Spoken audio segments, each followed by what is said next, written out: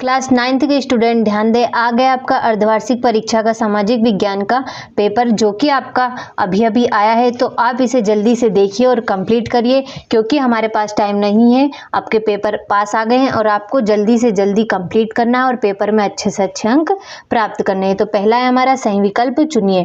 भारत में कितने राज्य हैं? तो कितने राज्य हैं? 28 राज्य है। अगला है किस राज्य में साक्षरता का प्रतिशत सबसे अधिक है? तो केरल में है।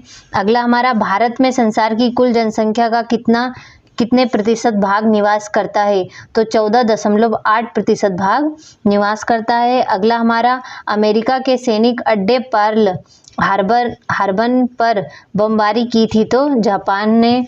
अगला है रॉबर्ट मुगाबे को किस वर्ष में राष्ट्रपति पद से हटा दिया गया? तो 2012 में हटा दिया गया। अगला हमारा सबसे अधिक लोकसभा सीटें किस राज्य में है?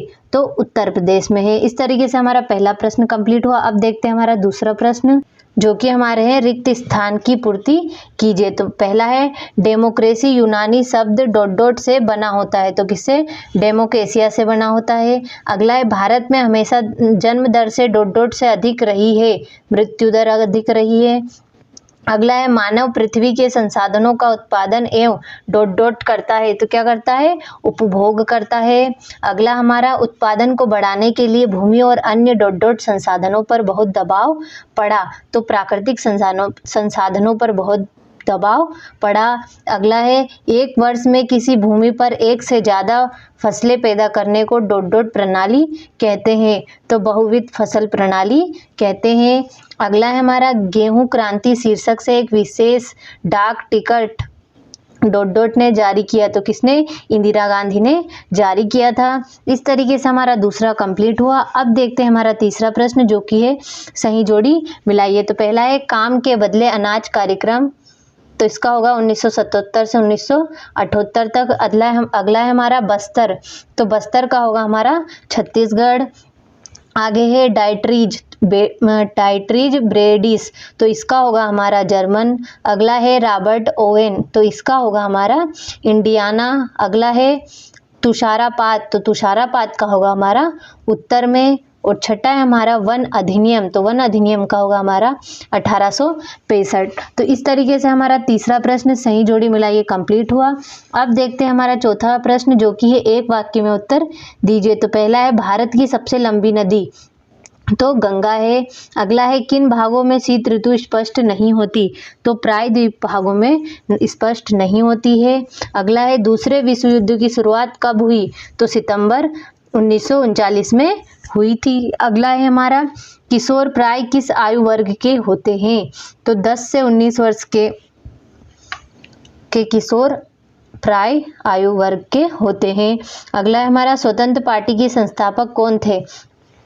तो कन्हैयालाल माणिकलाल थे। अगला है हमारा नागरिकों द्वारा अपने प्रतिनिधि निर्वाचित करने की प्रक्रिया कहलाती है। तो क्या कहलाती है? निर्वाचन कहलाती है। इस तरीके से हमारा चौथा प्रश्न कंप्लीट हुआ। अब देखते हैं हमारा पांचवा प्रश्न जो कि है सत्य सत्य बताइए। तो पहला है भारतीय मानसून में होने वाले वर्षा अनिश्चित है। तो ये आपका सत्य होगा। अगला है 1929 में आर्थिक महामंदी का दौर शुरू हुआ। तो ये आपका सत्य होगा। अगला है भारत में 20 वर्ष और उससे ऊपर की आयु के सभी नागरिक चुनाव में वोट डाल सकते हैं। तो ये आपका असत्य होगा। अगला पालमपुर में ज़्यादा लोग व्यापार नहीं करते। तो ये सत्य है। भारत का सबसे गरीब राज्य पंजाब है। यह असत्य है। गेहूं के उत्पादन में उत्तर प्रदेश और मध्य प्रदेश में उल्लेखनीय वृद्धि हुई। तो यह भी आपका सत्य है। तो इस तरीके से पांचवा कंप्लीट हुआ। अब देखते हैं हमारा छठा प्रश्न जो कि है भारत की भौगोलिक स्थिति बताइए। सातवां जलवायु से क्या आशय? आठवां गंगा की 2 प्रमुख धाराओं के नाम लिखिए। ये कहाँ पर एक दूसरे से मिलकर गंगा नदी का निर्माण करती है?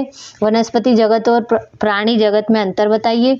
इस तरीके से आपके सारे प्रश्नों को आपको अच्छे से कंप्लीट करना है। 14वां हो गया, 15वां हो गया, आगे है आपके। तो ये रहा आपका 16 प्रश्न, 17वां हो गया, 18वां हो गया। इस तरीके से आपको सारे प्रश्न दे रखे हैं।